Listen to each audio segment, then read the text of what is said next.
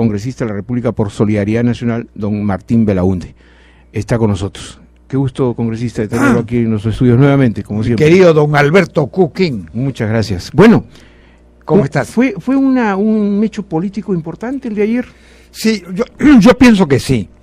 Yo pienso que es un hecho significativo, porque efectivamente se ha aprobado una política sobre el agua muy importante, pero al margen de eso, de lo que después podríamos hablar, yo creo que ha habido un sello, un anuncio, un mensaje implícito al país, que las fuerzas políticas, sin perjuicio del punto de vista que tenga cada cual, sin perjuicio de su situación en el Congreso como de apoyo o de oposición al gobierno o de apoyo crítico en ciertas cosas y oposición para otras, que es en cierta forma la posición que tiene mi bancada, Solidaridad Nacional, sin embargo, apoya el régimen constitucional del Perú, el Estado de Derecho en el Perú, el devenir constitucional. Eso es algo muy importante. En Perú somos una democracia, somos un Estado unitario, descentralizado pero unitario, donde no caben posiciones que desafíen el régimen de derecho. Y eso va, entre otros mensajes, al propio señor Santos de Cajamarca, que está desafiando el Estado de Derecho por tener un proyecto político, en mi opinión, de muy corto alcance. Entonces, ese es el mensaje fundamental. En el Perú, al margen de nuestras diferencias políticas, económicas o sociales que pudieran haber sobre política social, las diferencias sociales existen, pero en fin, eso es harina de otro costal. Al margen de eso, tenemos una identidad en cuanto que nuestro país debe manejarse democráticamente con respeto a los derechos de todos. Pero no nos olvidemos que así como el ser humano tiene derechos, el ser humano también tiene obligaciones, y son las dos caras de la misma moneda. Ahora, la faena política de ayer estaría redondeada hoy día en los comentarios, si es que a la reunión, digamos, en la foto apareciera pues su líder, el líder de Solidaridad Nacional, Luis Castañeda Locio, Lourdes Flores Nano y la señora Keiko Fujimori, que brillaron por su ausencia. ¿Qué pasó? Bueno, en el caso de Lucho Castañeda, la verdad que no sé. No sé si él forma parte específicamente del acuerdo nacional, pero tengo entendido que fue invitado. La verdad es que no sabría decir. ¿Está en el Perú? Sí, está en el Perú. Que yo sepa, está en el Perú. Bueno. La semana pasada estuvimos en varias reuniones. Está en el Perú. Ahora, no tengo noticia que haya viajado al exterior. Pero, de hecho, la bancada de Solidaridad Nacional estaba José Luna Gálvez, el secretario general del partido, estaba el señor Walter Menchola, que forma parte del comité político del partido. Entonces tuvo la representación, digamos, ¿no? Estaba, del partido. Y por último estaba yo. También, sí, pues está efectivamente. Soy parte de la bancada. Ahora, claro, lo que pasa es que usted es invitado en Solidaridad, ¿no es cierto? Sí, pero forma parte de la bancada. Ya, aparte de la bancada, no se ha inscrito todavía en Solidaridad. Bueno. Está a punto. Estoy a punto. Muy bien, eso es importante. Ahora, no se ha producido el hecho formal, pero claro, el contenido actúa orgánicamente como qué bueno, como parte de así tiene que ser en los partidos, ¿no es cierto? Que se actúe orgánicamente. Bueno, actuamos disciplinadamente, ¿no? Claro. Ahora, el mensaje político que usted acaba de reseñar respecto a Conga, ¿no? Y a Santos, hay un mensaje, pero también al país. Ha sido un mensaje, creo yo, solo la foto, la reunión, ya ha sido un mensaje histórico. Sí, porque las fuerzas políticas finalmente sí se pueden poner a dialogar al margen de las discrepancias naturales de la democracia. Bueno, fíjese usted, en un tema tan importante como el del agua, ha habido un acuerdo, yo suscribo ese acuerdo. El propio el secretario general, el señor Javier Guíñez, dijo pues que el acuerdo no reunía todas las opiniones. Si a mí me hubieran, yo la verdad que a pesar de que formo parte del acuerdo nacional, no debatí mucho este asunto del agua. Del recurso hídrico. de los recursos hídricos por una razón, si se quiere, bastante circunstancial, porque cuando se reunía, yo me reunía en mi comisión y yo la presidía, entonces no podía estar en dos sitios al mismo tiempo. O sea, a mí me hacen la pregunta, ¿qué hubiera preferido en ese acuerdo? Pues yo hubiera dicho, me hubiera gustado más alguna referencia a los usos productivos del agua, lo cual por lo demás está claramente señalado en la ley de recursos hídricos, el uso primario, el uso poblacional y los diversos usos productivos en las diversas categorías. Vamos a darle la bienvenida para no, luego continuar mi querido a José León, don José León Rivera, congresista de la República, que como ustedes saben también fue ministro de Estado. Él está representando a Perú Posible y justamente los habíamos invitado, congresista León, porque en la introducción nuestro distinguido amigo Martín Belaunde había hecho un recapitulado parte de lo que significó este hecho histórico de ayer, esta presencia de los mandatarios, exmandatarios como Toledo y Alan García, con el presidente Guatemala. Esa es la misma percepción optimista de que las fuerzas políticas finalmente en nuestro país inteligentemente se pueden dialogar. Sí, buenos días, ¿cómo Alberto, Martín y todo el Perú.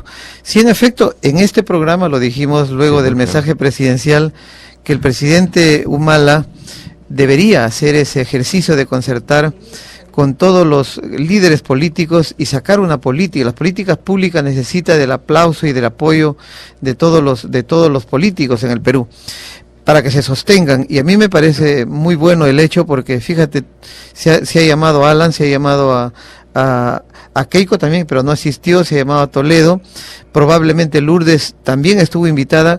Creo que eso es lo que hay que cerrar filas, pero finalmente para una política sostenida, hasta Olmedo Auris, que es de Patria Roja, estuvo presente, con lo cual un poco, ¿no?, la parte de Yoshiyama, Jaime Yoshiyama, del fujimorismo, de la suerte que prácticamente todas las fuerzas políticas estuvieron presentes en esta reunión del 10º aniversario del Acuerdo Nacional. Sí. De Radio Nacional, don Alberto Cuquiña nos tiene pues adelanto de lo que va a desarrollar ahora pues en la radio. Adelante, don Alberto. Muchas gracias, Jennifer. Efectivamente, aquí en nuestros estudios están invitados los congresistas José León, de Perú Posible, y también el congresista Martín Belaunde, con quien ya habíamos adelantado parte de la entrevista que la vamos a desarrollar dentro del tiempo que tenemos con la plataforma de noticias con TV Perú. Congresista Martín Belaunde, nos están escuchando y viendo en todo el Perú. El contenido político, sería interesante insistir en ese tema, el contenido político de este encuentro del Acuerdo Nacional, porque vale la pena destacar el hecho de que después de muchísimos años, 3 mandatarios, o sea, 2 exmandatarios más el actual, se reúnen, ¿no es cierto?, y muestran incluso una sonrisa de satisfacción y de alegría que puede permitir una relación más inteligente y cordial entre los líderes políticos. Yo creo que es un mensaje implícito a la nación, un mensaje a todos los sectores de la patria, en el sentido de que el estamento político, más allá de sus diferencias puntuales, de sus diferentes puntos de vista en tal o cual materia, están unidas en el mantenimiento del régimen constitucional, del Estado de Derecho y de la democracia. Y sobre todo en el mantenimiento del Estado peruano, unitario. Y eso hay que subrayar, unitario. Unitario. Claro que sí. Y descentralizado. Totalmente. Porque hay competencias descentralizadas, pero es un Estado unitario, es un Estado soberano, independiente, que no puede ser chantajeado por nadie. ¿Congresista José León? Sí, como reitero, veníamos sosteniéndolo. Yo creo que el presidente Humala se pone al nivel de un estadista, está convocando a las fuerzas más importantes políticas del Perú. Me hace recordar al Pacto de la Moncloa, a la Carta Blanca de España, en el momento difícil. Que se pueden tener discrepancias. Claro, se puede tener discrepancias. Que es natural en democracia. Pero en este caso... Pero a la hora de ponerse de acuerdo con el Acuerdo Nacional, ahí está. Y sobre todo, Alberto, que los une la necesidad de establecer una gestión eficiente de un recurso que hoy es determinante para el planeta y para la vida del mundo, para la vida de los peruanos. El agua nos está confrontando en el Perú. Usted que es especialista en agricultura, me imagino que el tema del agua, el recurso hídrico, le interesa sobremanera. El agua que nos está confrontando y que ya se dijo en algún momento que va a generar las nuevas guerras de la humanidad, hoy día los une a los presidentes y los hace poner una política de aquí para adelante para hacer una gestión eficiente y buena.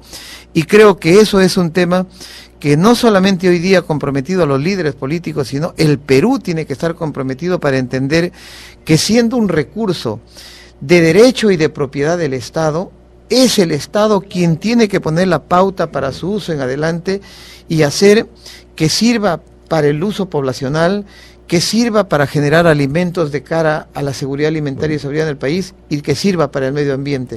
Creo que es bienvenida esta reunión. Amigos de TV Perú, han escuchado ustedes la esencia de las declaraciones de nuestros dos invitados en los estudios de Radio Nacional del Perú. Muchísimas gracias, Jennifer. Retornamos en cualquier momento.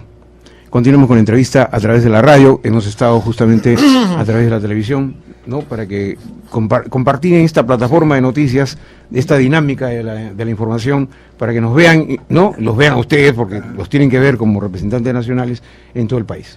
Mi querido Alberto, yo quisiera hacer mención también a un hecho interesante ocurrido el día de ayer, que fue, digamos, ya en la noche, en la tarde.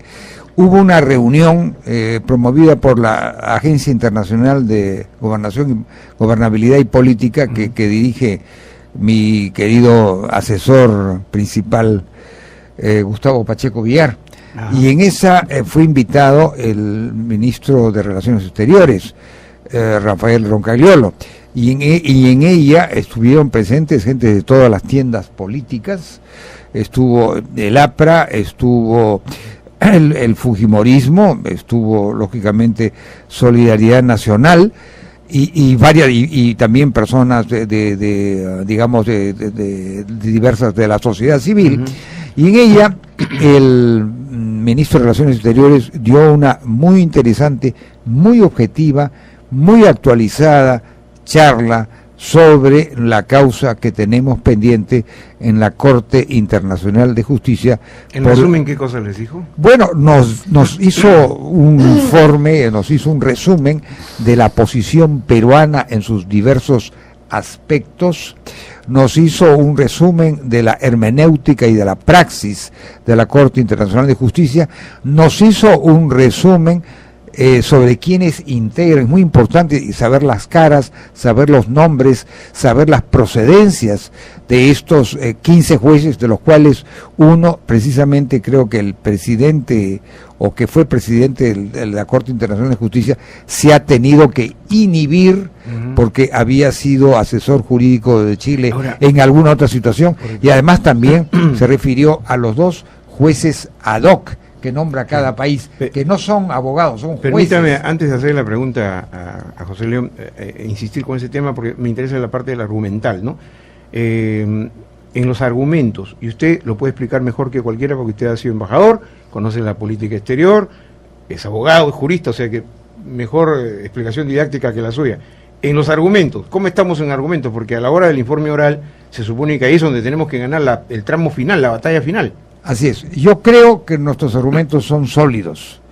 Yo creo que se parte no del hito del paralelo como sostiene Chile, sino del punto concordia. Y lo que el Perú busque es delimitar una zona que no ha sido delimitada, porque los tratados, las declaraciones del año 1952 de Santiago, 1954 Lima... Tienen rango de convenio, ¿no? No, son tratados internacionales, pero tienen... son tratados internacionales, pero el Perú los ha ratificado, Chile también y Ecuador también, pero no tienen el carácter específico de un tratado delimitativo de zona marítima, que es una cosa reciente, que surge a raíz de la puesta en vigor de la Convención del Mar, que recién entró en vigor el año 1982. Ahora bien, el Perú ha firmado muy recientemente, tiene suscrito un acuerdo delimitatorio de límites marítimos con el Ecuador, no lo tiene con Chile, y nosotros consideramos, nuestro punto de vista, es que se debe aplicar lo que se llama la línea equidistante, la línea equitativa. Chile tiene una visión distinta, pero se ha sostenido estos argumentos en una serie de consideraciones jurídicas, algunas de las cuales están vinculadas a la Convención del Mar. Yo creo que ha sido una explicación muy satisfactoria. El canciller tiene una limitación, que no puede entrar en demasiado detalle de su argumentación. Porque es estratégico, pues ese tema. Claro, sí, no, además porque las propias reglas, el propio estatuto y reglamento de la Corte Internacional de Justicia obliga a que estos argumentos y estos documentos no se debatan públicamente a través de los medios. Creo que es así lo que dice así la es, norma, ¿no? así es, sino hasta el próximo 3 de diciembre, cuando se producirán los alegatos orales, que en realidad son alegatos leídos, que se van a hacer, que se entrega incluso por escrito a la Corte. Así es, previamente, ¿no? Sí, Es lo que pero que entendido. se leen y la Corte hace sus preguntas, Bien. que las formula por escrito, que es un aspecto muy interesante. ¿Quiere acotar algo, congresista? Sí, yo quisiera acotar, en complementación a lo que ha dicho Martín, es que los argumentos con los que se está litigando en este caso son argumentos establecidos en la Convención del Mar. Y lamentablemente el Perú no ha suscrito, Martín, hasta ahora la Convención del Mar. Y creo que es inmediatamente necesario que las fuerzas políticas, esto hubiera sido, por ejemplo, el día de ayer, o podría ser una iniciativa del Acuerdo Nacional, a que nos juntemos ahora para hacer que las autoridades peruanas y el propio presidente lidere ahora una campaña con los diplomáticos entendidos y hacer que el Perú pueda suscribir la Convención del Mar, porque no la tiene. Sí, pues, a Entonces, propósito de lo que usted está señalando, yo quería plantear la siguiente interrogante, porque lo de ayer ha sido un gesto político muy importante. Yo, sí, claro, de 40 y tantos años una que tengo en cumbre. periodista, he visto, digamos, me causó esta cumbre local, nacional, claro, ¿no? Bastante, digamos, una especie de tranquilidad. Y la suerte, en medio de todos los arrebatos perdona Alberto, la suerte es que tenemos 3 presidentes relativamente jóvenes en el escenario. Es una cosa que históricamente no ha pasado casi en el Perú, ¿no? Pero por eso, si se ha dado esto ayer, lo interesante, lo trascendente, subrayo lo trascendente, sería que con motivo de muchos otros problemas que tiene que afrontar el país, pregunta para ambos, se repitan estas reuniones, sí, o sea, que sean acercamientos casi cotidianos, por decirlo de alguna manera, ¿no? Para debatir en medio de las necesarias discrepancias. Y se amplíe a los otros con líderes. Todos los líderes políticos, incluidos Luis Castañeda Locio, Lourdes Florenano, Keiko Fujimori, y todos aquellos que de alguna manera han tenido Fernando Andrade, de Somos Perú, ¿qué le parece etcétera, a ambos? A mí me parece una cosa plausible, que debe realizarse con una cierta periodicidad. Pero volviendo al tema que acaba de mencionar mi querido Pepe, yo diría que efectivamente, yo siempre he sido partidario de que el Perú se adhiera a la Convención del Mar, porque ahora lo que tiene que hacer conforme al derecho internacional y a las propias normas de la Convención es adherirse. Y yo debo decir que precisamente cuando me tocó a mí desempeñar el decanato del Colegio de Abogados de Lima, una de mis últimas acciones fue emitir una opinión institucional en la que se escuchó, entre otras, la autorizada opinión del ex canciller José de la Puente Radville, incluso de mi hermano, el embajador Antonio Belaúnde Moreira, que es un experto en asuntos de derecho marítimo, en la que precisamente pensando en esta situación, en ese momento se pensó en el Ecuador y se pensó en Chile, cuando todavía teníamos estas negociaciones que no caminaban demasiado bien, para delimitar la zona marítima, los espacios marítimos entre Perú y Chile, el Colegio de Abogados de Lima, bajo mi decanato, opinó institucionalmente a favor de que el Perú ratificara y se adhiera a la Convención del Mar. Pero es bueno decirlo, que claro, nosotros invocamos la Convención del Mar, sí la estamos invocando, y esto apareció en la memoria corta, o sea, en el primer escrito de la demanda, me parece que en enero del año 2008, la invocamos como norma consuetudinaria. O sea que la invocamos de todas maneras. Sin embargo, yo creo que es indispensable para el Perú, y yo estoy totalmente de acuerdo, suscribo plenamente la opinión que nos acaba de emitir Pepe León Rivera, en el sentido de que el Perú debería adherirse a la Convención del Mar.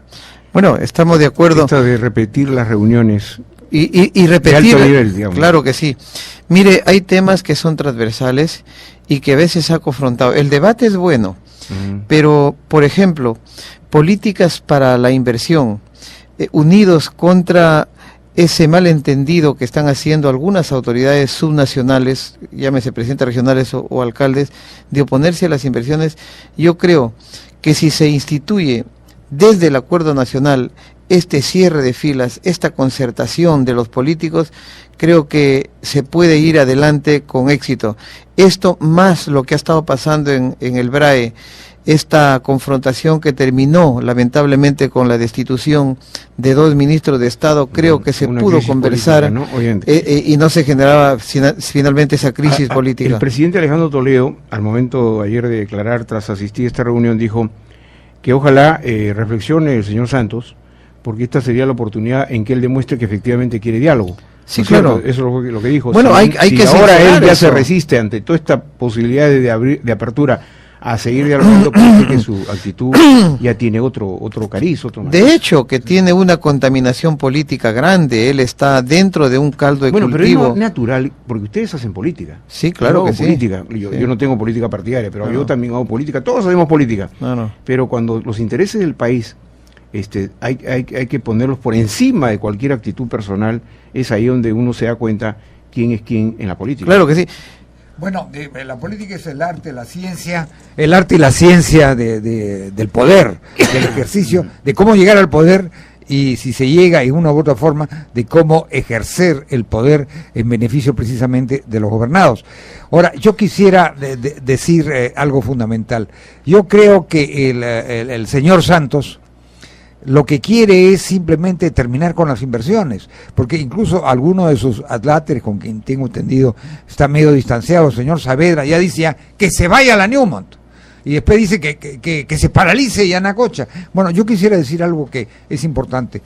Entre los años 2006 y 2011, los gobiernos regionales, los gobiernos provinciales, los gobiernos distritales recibieron del gobierno central la suma de 54.500 millones de soles en concepto de canon minero, regalía minera, canon petrolero, sobre canon petrolero, todos los diversos cánones que se denominan presupuestariamente ingresos transferidos. 54.500 millones de soles en 6 años. Es un horror de dinero. Solo tengo un documento porque esa información no la dio el director general de presupuesto del Ministerio de Economía y Finanzas. Y en Cajamarca, en ese mismo periodo, se recibió 3.200 o 3.300 millones de soles, de los que 815 millones de soles habían sido recibidos por el gobierno regional. Es un montón de plata. Para terminar, pues tenemos ya pedir el programa.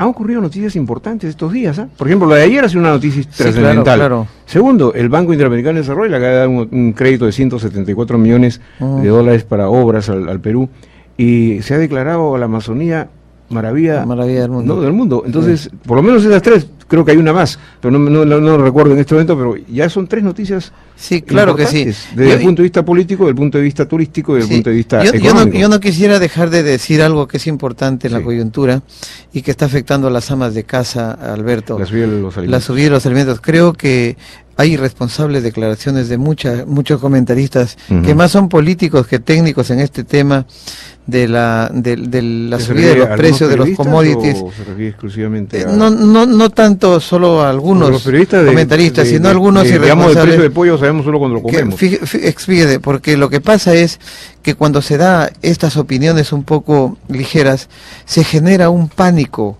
inflacionario, un pánico. Que los mismos comerciantes lo alimentan, ¿no? Claro, entonces esto ha resultado rápidamente en una especulación ahora. Se empieza a generar una ola de especulación con un alza artificial de los precios. No hay razones ahora todavía. Pero dicen, la bola de la información, que como ha aumentado los precios en Estados Unidos, por ejemplo, del maíz, que es parte de la alimentación para las aves, sí, que también se dispara el precio del pollo. Eso claro. Es lo que se dice. Bueno, pero eso todavía no está impactando. No es para que todos los mercados ahora, desde las cebollas hasta el arroz, esté tratando. Esa es una buena invocación para no es así. Hay que tener cuidado. No hay razones. En determinados productos, ¿no? En determinados productos. Trigo, soja, seguramente soya. Bueno, quien debería estar impactado ahora es el tema del maíz para la industria avícola. Pero las otras cosas que producimos en el Perú de ninguna manera tienen que tener esta ola especulativa, ¿no? El domingo me fui a hacer voy a los mercados, ¿eh? Claro que sí. Aunque parezca mentira, yo voy a los mercados. Claro que es el sí. día que me toca hacer las compras. Claro. Y estaba viendo, por ejemplo, el pollo, ¿no? Y el pollo estaba a 6.50, y veía que señoras que se acercaban al puesto de pollos decían, deme un cuartito, ya no compran un pollo entero, ¿no? Un cuartito, un poquito más, medio kilito, incluso una señora dijo, dame la carcasa del pollo. ¿Y para qué la carcasa? Bueno, para hacer caldito, ¿no? Entonces la cosa no está muy, digamos, para la economía. ¿El pollo subió de precio? A 7 está hoy día. Sí, sí, pero no no, es más no es, precio, no es congresista, impactante, no es traumático. para no porque agobiar más a las amas de esto casa. no implica pues que todo se tenga la especulación. Ya subió una cosa, ahora tengo que subirlas todas. pues, Eso tienes creo que hay razón. que pararla ahora. Yo quiero agradecerles, como siempre, haber concurrido. Lamento mucho que Jaime Delgado no haya llegado a tiempo, congresista de la República por el partido Gana Perú, no ha llegado. Velázquez Quesquén también dice que se han demorado. En todo caso, los volvemos a invitar porque Se quedaron dormidos. Pero como ustedes están bien de madrugada, como todo Como buen político, campesino. como buen campesino. Muy bien. Gracias a José León, congresista por Perú Posible. campesino Martín Martín. Belaunde, muchísimas gracias por su presencia.